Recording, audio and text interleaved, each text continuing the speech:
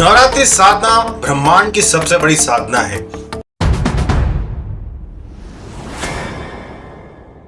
क्या आप समझते हैं नवरात्रि साधना का महत्व? क्या कभी आपने जाना है नवरात्रि साधना का महत्व? अगर नहीं तो आज हम आपको बताएंगे। आप भी ताकतवर लोगों को सोचते हैं कि काश आप भी ताकतवर होते। क्या आप भी शक्तिवान लोगों को देखकर ये सोचते हैं कि शक्ति की कृपा हम पर क्यों नहीं है, हम शक्तिवान क्यों नहीं है? क्या धनवान लोगों को देखकर आप भी सोचते हैं कि हम धनवान क्यों नहीं है, आखिर हमारी स्थिति ये क्यों है? उसका कारण है शक्ति साधना। आपने कभी शक्ति साधना नहीं की।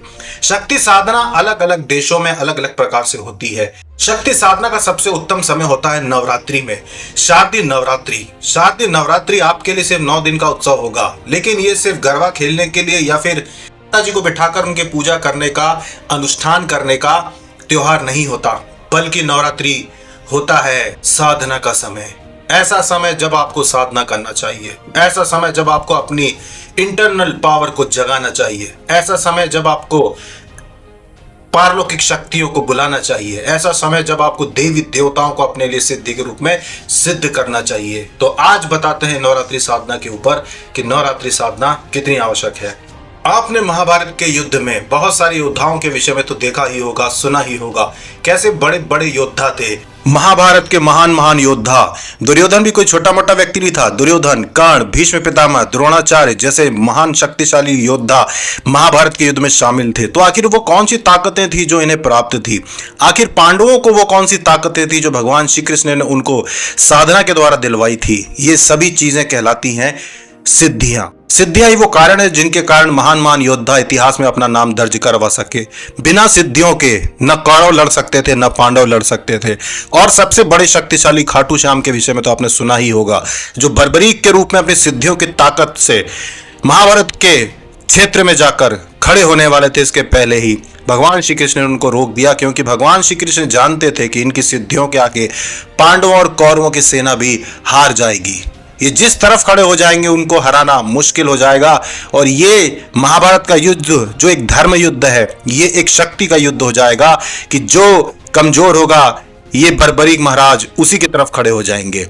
तो ये सारी सिद्धियां और सिद्धियों की दम पर इतना कुछ होना, जिसकी वजह से भगवान श्री कृष्ण तक को इतनी लीलाएं करनी पड़ी, इसी विषय पे आज जानकारी देंगे कि सिद्धियां प्राप्त कैसे की जाती हैं। ये वही सिद्धियां हैं जो बर्बरीक के पास थी, खाटू श्याम जी के नाम से जिन्हें आप जानते हैं। ये वही सिद्धियां थी जो पांडवों के पास थी, ये वही सिद्धियां थी जो कौरवों के पास थी। तो ये सिद्धियां कहाँ से आती हैं?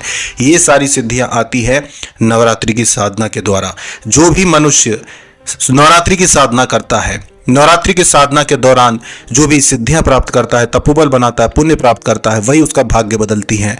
नवरात्रि में साधना करने वाले साधकों को इस जन्म में, और अगर इस जन्म में इच्छाएं पूरी ना हो तो अगले जन्म में वो सब कुछ प्राप्त होता है जिसके लिए वो तड़पता है, जो वो प्राप्त करना चाहता है लेकिन उसे प्राप्त नहीं हुआ, वो सब कुछ उसको प्राप्त होता है अगर उसने नवरात्रि साधना की है।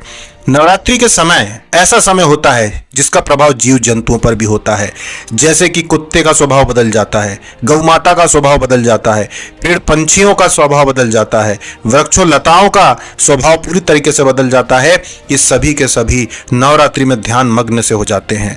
ये नवरात्रि में पूरी तरीके से इस बात को समझ चुके हैं कि नवरात्रि साधना का समय है, नवरात्रि भक्ति का समय है, इसीलिए सभी ध्यान मुद्रा जैसी व्यवहार करने लगते हैं। नवरात्रि में आप देखेंगे कि गायें भी या तो कभी अचानक से रंभाने लगती हैं या अचानक चुपचाप हो जाती है। कुत्ते भी या तो अचानक से दिव्य शक्तियों को देखकर भौंकने लगते हैं या फिर एकदम से चुप हो जाते हैं जब भैरव महाराज जैसी शक्ति उनके सामने आके खड़ी होती है। तो नवरात्रि ऐसे दिन है जिनको बस मनुष्य नहीं समझता। अगर आप तड़पते हैं शक्ति के लिए, अगर आप सोचते हैं कि अपने जीवन में बड़ी उपलब्धियां आपको प्राप्त हो, अगर आप चाहते हैं कि जीवन में बड़ी बड़ी चीजें, वो जो आप दूसरों के पास देखते हैं आपके पास भी होना चाहिए, वो बड़ा स्थान, वो बड़ा पद, वो शक्तिशाली गरिमा आपकी भी होना चाहिए, वो महिमा आपकी भी होना चाहिए, तो इसके लिए आपको करना पड़ेगी नवरात्रि साधना। नवरात्रि की साधना किसकी करें? नवरात्रि की साधना कई प्रकार की देवी शक्तियों की होती है, जैसे कि नवदुर्गा, 10 महाविद्या। 10 महाविद्या आप जानते ही हैं कि महाकाली के अंश के रूप में, विभिन्न अवतारों के रूप में 10 महाविद्या माता साक्षात प्रकट हुई हैं। 10 महाविद्या की साधना आप कर सकते हैं। 9 दुर्गा की साधना आप कर सकते हैं। 64 योगिनी माता की साधना आप कर सकते हैं, क्योंकि नवरात्रि देवियों की साधना के लिए बहुत महत्वपूर्ण होती है। महाकाली की साधना कर सकते हैं, दक्षिण काली के रूप में भी साधना हो सकती है, महालक्ष्मी की साधना हो सकती है, अप्सरा साधना हो सकती है, भैरव साधना हो सकती है। किसी भी प्रकार की देवी शक्ति की आप चाहें या उग्र देवता की आप चाहें तो नवरात्रि में साधना कर सकते हैं। नवरात्रि उग्र शक्तियों की साधना के लिए सबसे उपयुक्त होती है। नवरात्रि में साधना कर सकते हैं। नवरात्रि में साधना करने के लिए क्या क्या चाहिए होता है? नवरात्रि में साधना करने के लिए संकल्प और श्रद्धा होनी चाहिए। नवरात्रि में साधना करने वाले साधक साधिकाएं ये पहले से संकल्प ले लें कि वो किन की साधना करने वाले हैं। बैठिके की दिन सुबह प्रातः काल जल्दी उठकर ही इसकी तैयारियां शुरू कर दी जाती हैं। नवरात्रि के पहले दिन ही आपको घट स्थापना करनी होती है, ज्वारे लगाने होते हैं। ज्वारों की तैयारी भी एक दिन पहले से हो जाती है। गेहूं को धोकर पानी में भिगोकर रखना होता है। अगले दिन उन भीगे हुए गेहूं को मिट्टी के अंदर दबाकर मिट्टी के दीपक में उन्हें बो देना होता है। ऐसा करने से जवारे अच्छे उगते हैं और पूरे उगते हैं। अगर आपने जवारे बिना पानी में गलाए लगा दिए तो अच्छे से नहीं उगते। तो जवारे का अपना महत्व है। जवारे जो होते हैं ये देवी शक्तियों को आकर्षित करते हैं। वो प्रसन्न होती हैं जब आप इनके लिए जवारे लगाते हैं। आप अखंड दीपक भी जलाएंगे। अखंड दीपक जलाने से घर के कुल देवी कुल देवता स्थान देवता सभी प्रसन्न होते हैं। जिस घर में अखंड ज्योत जलाई जाती है वहां पर स्थान देवता स्वयं सिद्ध हो जाते हैं। घर के सभी प्रकार के देवी देवता और शक्तियां जो आपके दादा परदादा के जमाने से आपके घर में सिद्ध हों वे भी वापस लौट के आ जाती हैं, अगर किसी कारणवश वो रुक गई हों। तो इसीलिए घर में अखंड ज्योत नवरात्रि में जलाने का बहुत महत्व होता है। अखंड ज्योत का तो इतना महत्व है कि जो व्यक्ति नवरात्रि में कोई साधना न कर रहा हो वो भी अखंड ज्योत जलाए तो उसको उसका लाभ देखने को मिलता है। तो जो भी साधक साधना नवरात्रि की साधना करना चाहते हैं वो जवारे लगाएंगे, वो अखंड ज्योत जलाएंगे, वो अपने घर में 9 दिन तक 24 घंटे में कोई भी समय चुनकर और जाप करेंगे। सबसे उत्तम समय होता है नवरात्रि की साधना में रात 9 बजे से लेकर सुबह 6 बजे तक का। रात 9 बजे से लेकर सुबह 6 बजे के बीच में जो भी जाप करता है उसको सिद्धि प्राप्त होने की गारंटी होती है।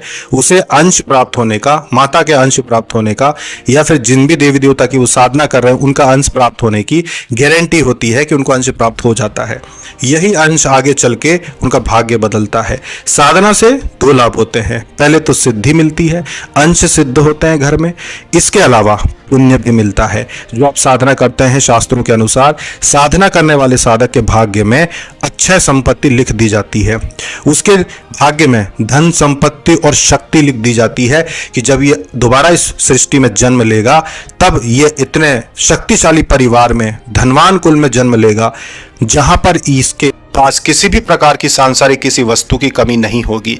धन संपदा से लेकर लोगों के बीच में ये प्रसिद्ध होगा। ये सब लिख दिया जाता है जब आप नवरात्रि की साधना करते हैं। इसीलिए नवरात्रि की साधना बहुत ही ज्यादा आवश्यक होती है।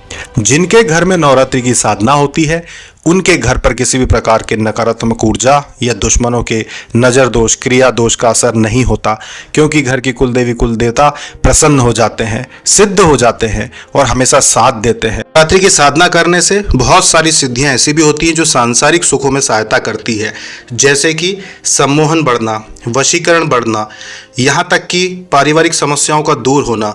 अगर आप जीवन में कोई बड़ा लक्ष्य लेकर चल रहे हैं, नौकरी पाना, व्यापार खड़ा करना, वहाँ पर भी नवरात्रि साधना का जो पुण्य होता है वो आपका भाग्य बदलने में सहायता करता है। आपका भाग्य परिवर्तन होता है। आपके भाग्य में वो चीज़ें भी आ जाती हैं जो पहले नहीं थी। नवरात्रि साधना आपको हमेशा लाभ देती ही है। इसीलिए जो लोग ये सोचते हैं कि संसार में उनका कोई नाम नहीं और दूसरे लोग रातों रात प्रसिद्ध हो जाते हैं, रातों रात लोगों के जीवन बदल जाता है, ऐसे साधक साधिकाएं नवरात्रि साधना करो। किसकी करें? जिसकी करने का आपको मन हो उसकी करो। आपका जिनकी साधना करने का मन करता है उनकी साधना करो। नवरात्रि की साधना 9 दिन आप करो और 10वें दिन उसकी पूर्णाहुति कर दो, जिसमें एक साधारण सी हवन करना होता है, जिसकी हवन विधि आप हमसे ले सकते हैं। नवरात्रि के 9 दिन और क्या करना है मंत्र जाप के अलावा? जो भी साधना आप करना चाहते हो उसकी विधि हम आपको निःशुल्क उपलब्ध कराते हैं। उस विधि को लेने के अलावा, उस जाप करने के अलावा आप अपनी दिनचर्या पवित्र रखना, 9 दिन ब्रह्मचर्य से रहना, 9 दिन तक सुबह और शाम दोनों समय स्नान करके ही आरती करना। स्नान तब करना जब स्नान करके सीधे आरती करने जा रहे हो। स्नान करने के और आरती करने के बीच में दोबारा शौचालय नहीं जाना, यानी एक बार स्नान कर लिया तो अब आप शौचालय नहीं जाएंगे जब तक कि आपकी आरती नहीं हो जाएगी। इसलिए आरती शुरू करने के ठीक 2 मिनट पहले ही आप स्नान करके आ जाओ। दोनों समय पे स्नान करना है नवरात्रि के समय में, और कन्या पूजन अंत में जाके करवाना है। कन्या पूजन आपने करवा दिया तो आपकी साधना 50% तो सफल हो गई, बाकी 50% आपके मंत्र जप और जो सेवा आप करते हो उससे सिद्ध हो जाती है। इसके अलावा और क्या करना चाहिए?